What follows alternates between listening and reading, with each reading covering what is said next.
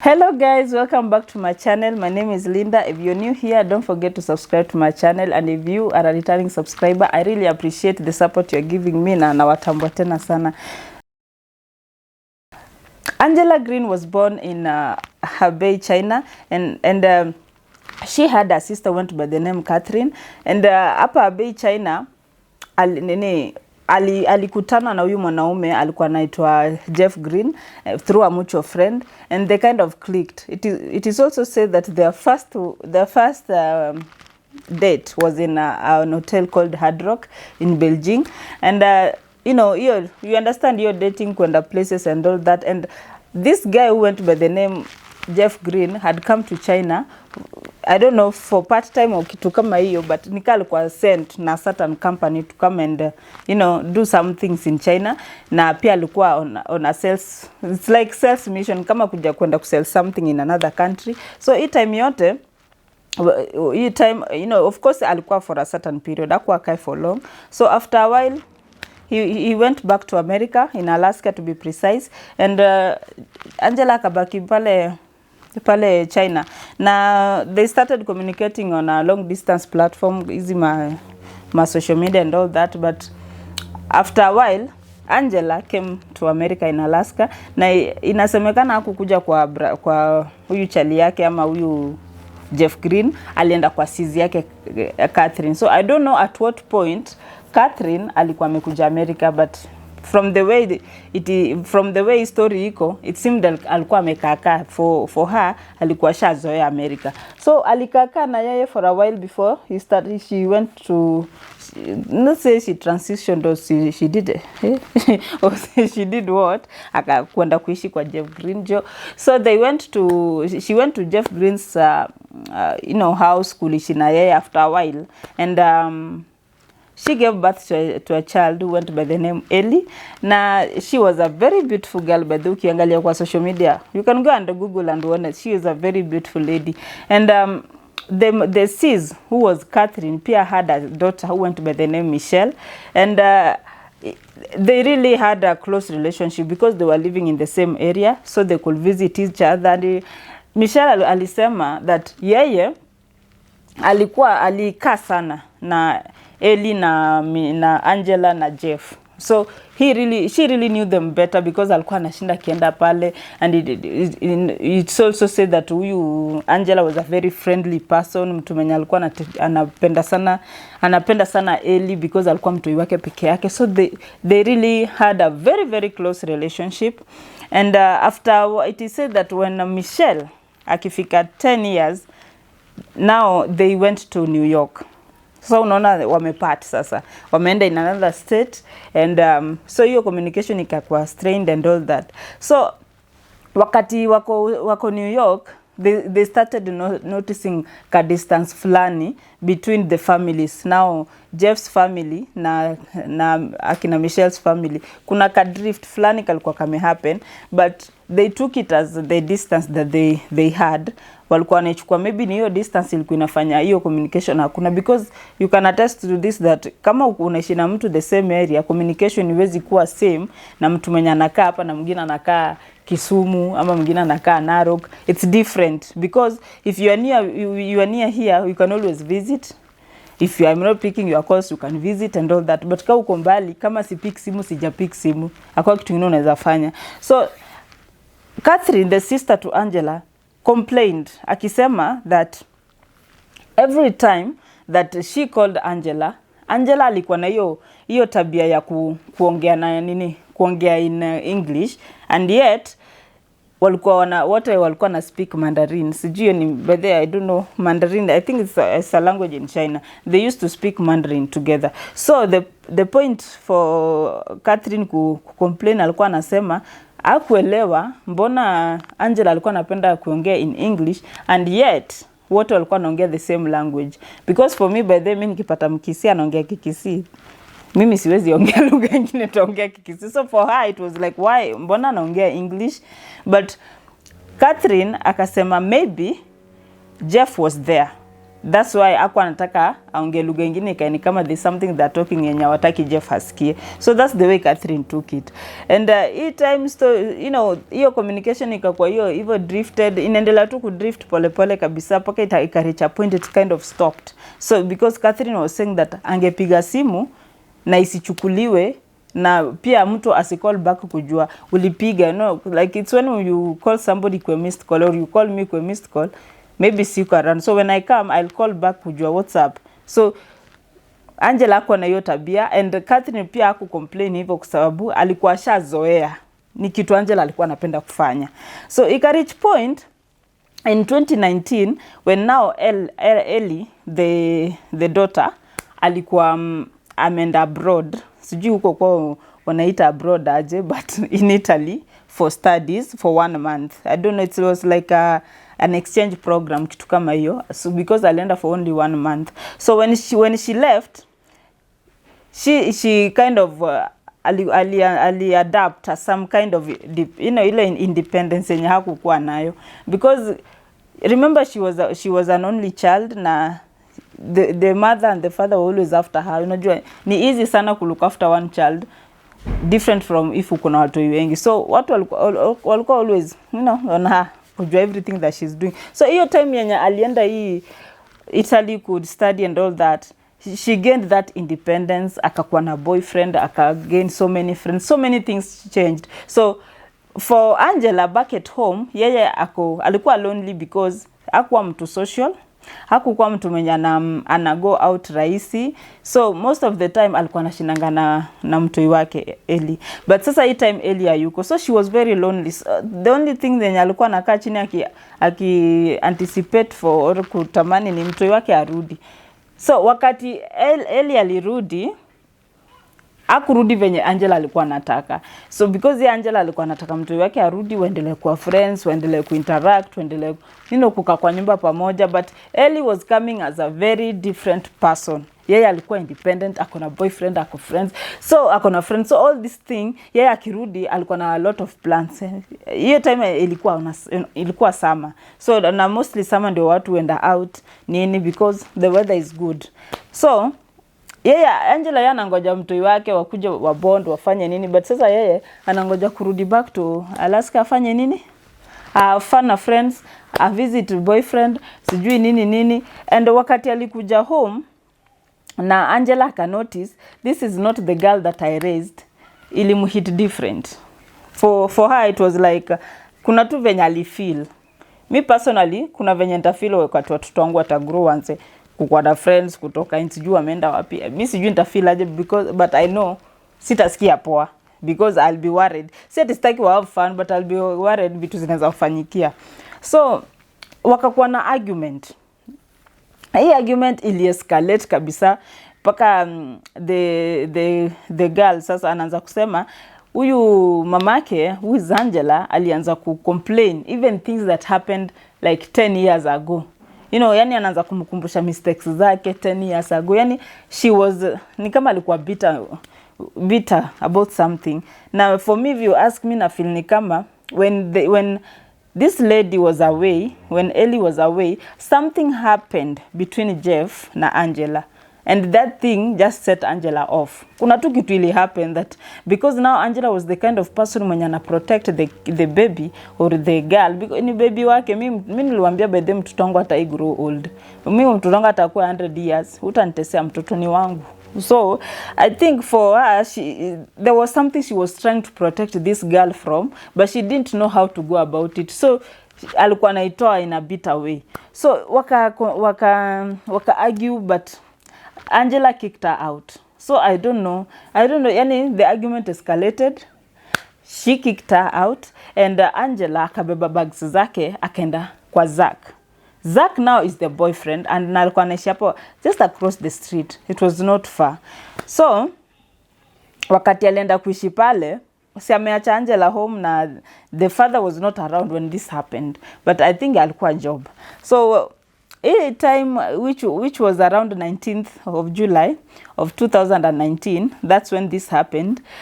And hii argument venye ilimfanya alienda kwa boyfriend nini. So huyu Ellie alikuwa na imagine because they had a very close relationship na the mother. Hakuwa na imagine hata anaweza lala nje because she had never slept out.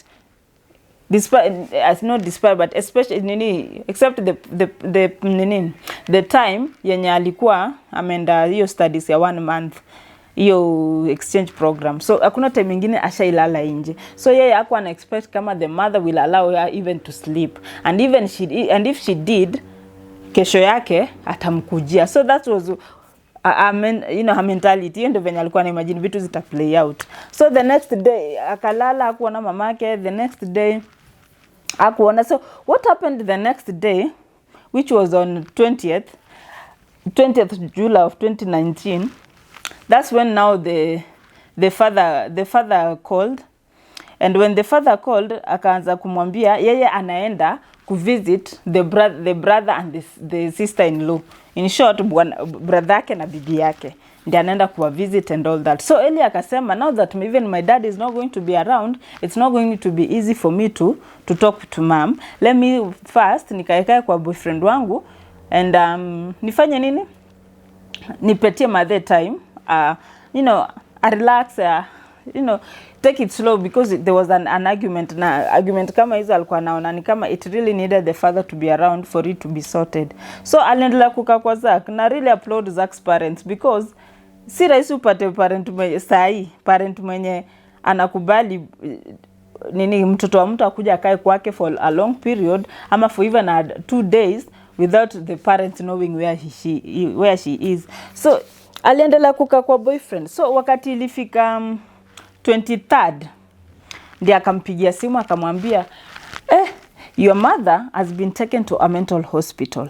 And anasema ati alichukuliwa, ati alikuwa amempeleka kwa parking lot, and then watu wakamuambush, wakamchukua wakampeleka kwa mental institution or mental hospital, which didn't make sense, because for you to come and pick somebody umpeleke mental hospital, somebody has to know that this person akona mental problem. So I don't know at what point these people got informed, and is that the way they should handle the situation, like ambushing somebody in public and just taking this person to a mental hospital without their consent or something. Because Ellie said that yes, the mother had a mental issue, yani alikuwa na issue fulani yenye nobody knew, but she did not think that hiyo situation yenye mamake alikuwa nayo really was worth that kind of treatment. Yani ikuwa that severe, kitu ya kufanya mtu achukuliwe hivyo kama mwizi ama mtu mwenye anaweza hurt watu kwa streets. So wakati alichukuliwa, the father, the father sasa ndiye ameinform the girl that the mother amechukuliwa nini, and akamwambia upitie kwa nyumba tukuje tupange vitu za mamako. So Ellie did not understand why tuna arrange vitu, si mama ameenda tu for a while, so why are we arranging her things as if she's gone forever or something. But she did not question, because from the story, I believe that this man was a very controlling person, because ni kama mtu mwenye anaweza kuambia kitu, yani na very argumentative way, ana argue in a way, ama anaiweka in a way and you cannot create an argument, akupe hiyo room. So she came to the house, wakaanza kupanga hizo vitu, but she did not understand why they were doing that in the first place. So wakaarrange, and she went back to the boyfriend. So at this point it's like alikuwa ashakubali ataka na boyfriend, because ilikuwa imeenda like 3 to 4 days na bado anakaa pale. And I still say na upload our parents, because mimi sijui kana za fanya hivyo. Wacha nisiongelee watu personally, sidhani, because I have to know this is an 18-year-old girl. Mbona anakaa kwangu? Wazazi wake wako wapi? What if something happens? So akakaa pale. And on around on 16th of July of 2019, akampigia tena akamwambia we need to talk. So Ellie was really scared, because remember it's like uko na mtu hospitali, alafu daktari akakupigia na kuambia we need to talk. So unajua vitu mingi zitakimbia kwa mendi yako. But sasa hii time, because the father alone ndiye alikuwa anajua where the mother was, na what was the problem, because before the 16th of July of 2019 huyu msichana alishinda akiuliza babake, okay, at least where is my mother? Oh yes, ameenda mental hospital gani? Na hii parking lot unasema alichukuliwa inaitwaje, you know, and can I go and see my mother at least? But easy questions zote baba akujibu. You know, Jeff Green did not answer all these questions. Alikuwa anamwambia ati pia yeye anangoja pigiwe simu ndio aende ajue ni wapi penye huyo Angela alipelekwa. My question is, this is your wife. Amekuwa ambushed kwa parking lot.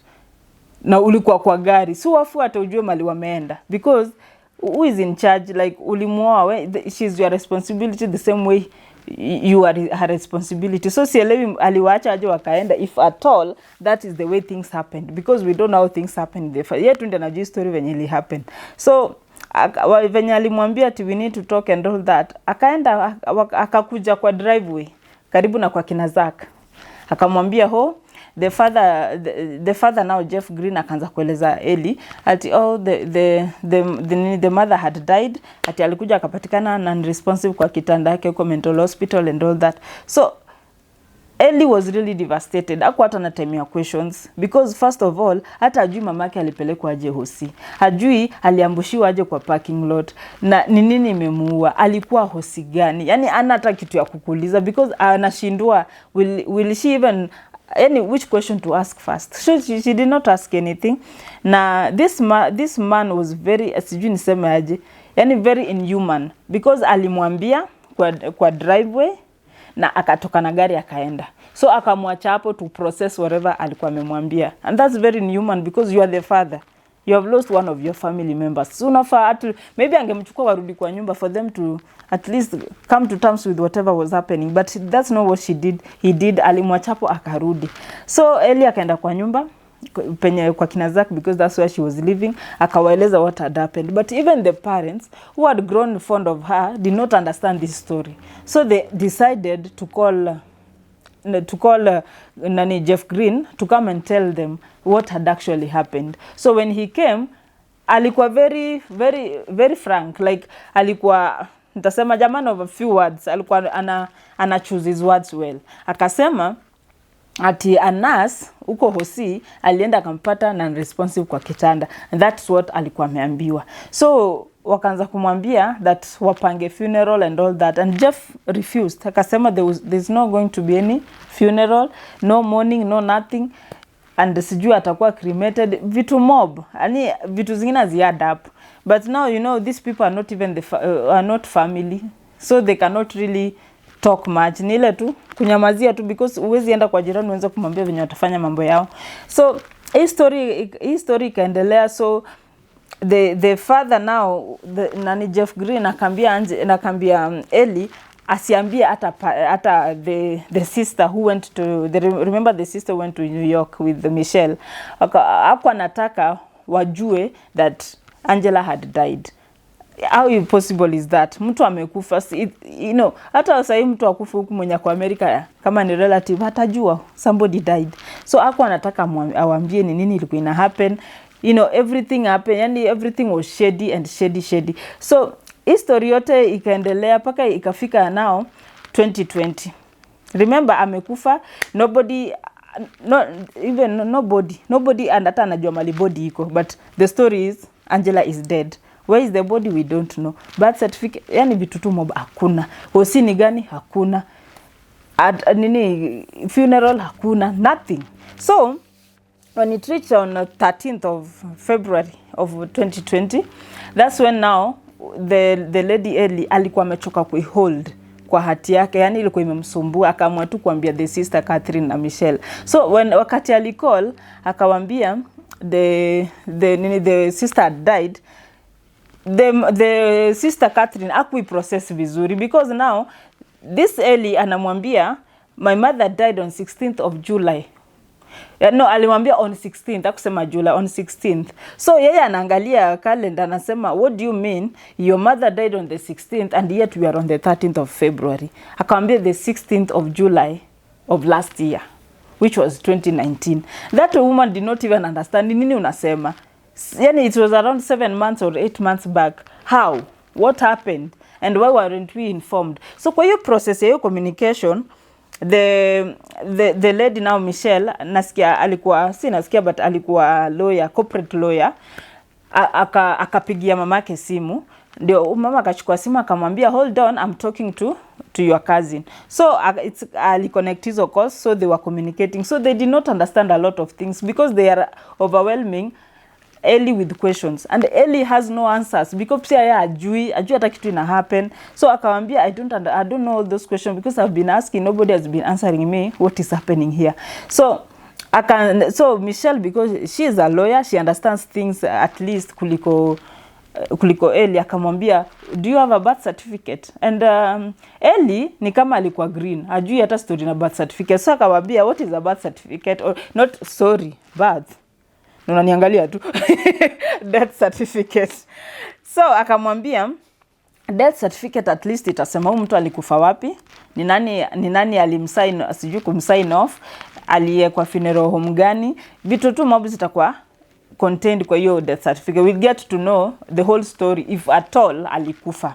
So the next day, which was 14th of February of 20, that's like a Valentine Day, that's when now Ellie decided kwenda kwa hizi vital information center kuangalia hizi information. Kwenda pale kuangalia akupata death certificate ya huyu mamake. It did not exist. Hey, it did not exist.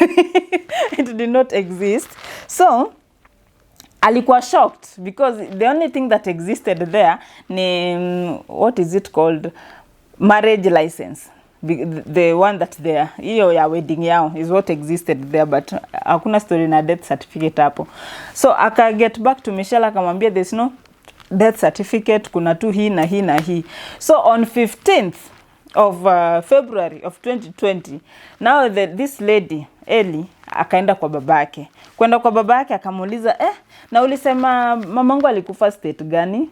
Akasema si alikufa last. Akamwambia hapana, mbona nimeenda kwa vital information and what center na sijapata jina yake? Ati no, let me think about it.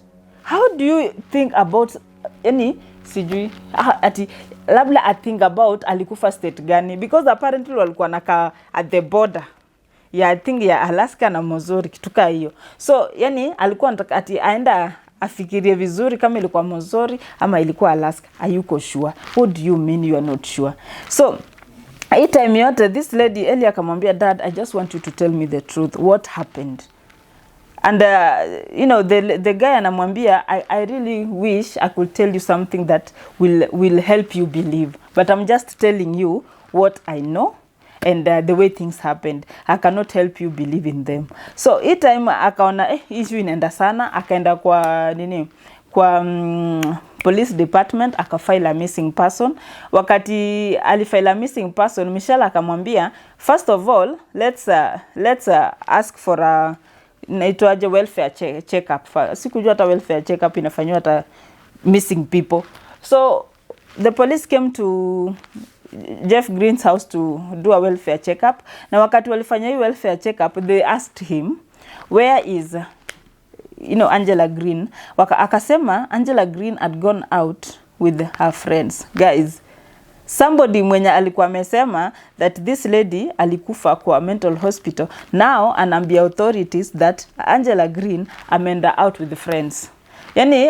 Ellie was very confused because now ni nini unaambia askari? You said my mom is dead, now she's out with friends. Which friends? Now that's when now Jeff akaanza kuambia Ellie that the mother had found somebody else and they had run away together, and he did not want to tell her that, ndio akwe na a different a different perspective ya mamake vitu kwa kukua na hiyo picha tofauti ya mtu mwenye ulikuwa na believe in life. I think you understand that aspect. But akamwambia you could have told me the truth, maybe I could have, yes it could be hard on me, but at least it's the truth. So itam yote wanabishana and all that. This lady Ellie decides to file a missing person.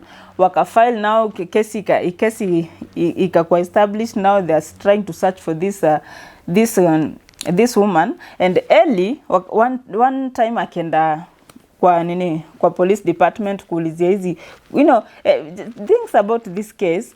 The father called.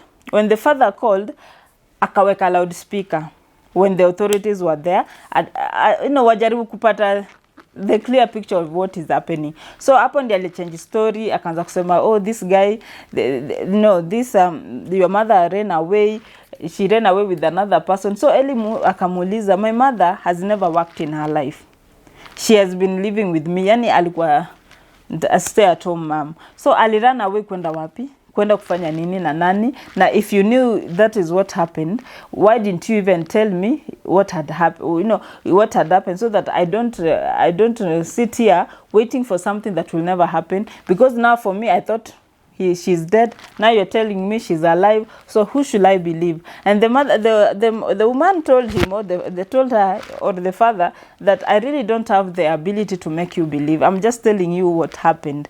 And hiyo story ikajivuta tu, nobody's really knowing what the story is. Alafu ikakuja kupatikana that Jeff Green on December of 2019 alipurchase another property. Na hii property ilikuwa the outskirts of the same Alaska, but hapo tu around, but mbali kidogo. And it was wakati ilipatikana, Eli alivisit the area. Apparently Jeff was already living there. Na hiyo nyumba ingine, because hizo maswali mob zenye this lady Eli alikuwa anauliza babake alimufukuza, akamwambia siwahi kuja kwa hiyo nyumba. So the communication yao ilikuwa imekuwa vibaya sana. So wakati alihama kwa hiyo nyumba ingine, bado Eli alienda pale. Wakati alienda kutembea nyuma ya backyard, akaona disturbed, tasemaje, disturbed nini soil. Mali tu nakanika ilichimbwa, but mtu haizi jua what actually was happening there. So hire private investigator, wakakuja wakachukua a sample ya soil, na kupeleka sample ya soil kwa cadaver dogs. Cadaver dogs ni hizi dogs zenye sniff out human remains and all that. So wakati zili sniff out, zili determine that hapo hiyo soil iko na human remains. So wakaita maaskari wakuje kwa nini hiyo place, wakatisha inaitwa aje, warrant and all that, kukuja inaitwa warrant ya kukuja kuangalia hiyo area. So wakati walikuja, ilikuwa wakuja na cadaver dogs. Ikasemekana that day cadaver dogs were not available, so they came wao wenyewe and wakachimba hapo, but they didn't find anything. And your story, yani it's like nothing substantial ilipatikana from that sample, and because now the cadaver dogs haziko available, because ni cadaver dogs ndio zili determine that kuna human remains kwa hiyo area. So hii story ikaenda hivi, the father anampeleka hivi, and at around 2020 May hapo June, this case was declared a cold case until something new comes up. Paka sahi, nobody knows what happened to this lady who went by the name Angela Green. The lady now, the daughter who went by the name Ellie Green, hata alienda kwa beauty pageants, like kuyo modeling and all that, because mostly, unaweza kubaliana na mimi that mostly, watu wenye wanaigaga kwa hizi vitu unapata there's something they are sensitizing. So for her to go there, alikuwa anasensitize mama yake, anasensitize, yani watu wajue story ya mama yake, ndio at least if somebody knows something somewhere aweze kuassist. But up to now they are even looking for funds. wame open a GoFundMe, they are trying to get more funds to help this case. And Eli anasema anabili mamake alikufa, yes, but she wants to know what happened, because it's worse when by the kuna kitu mbaya kama mtu unajua alikufa but hujaimzika. It's worse. Afadhali tu uzike uliyeishe, but when you are somewhere you don't even know, another person is confusing you hakukufa, no, kwa kichwa yako unaona alikufa. It's too much. But that's what I had for you guys today. I hope you liked it, hope you share, and I hope to see you on my next video. Thank you.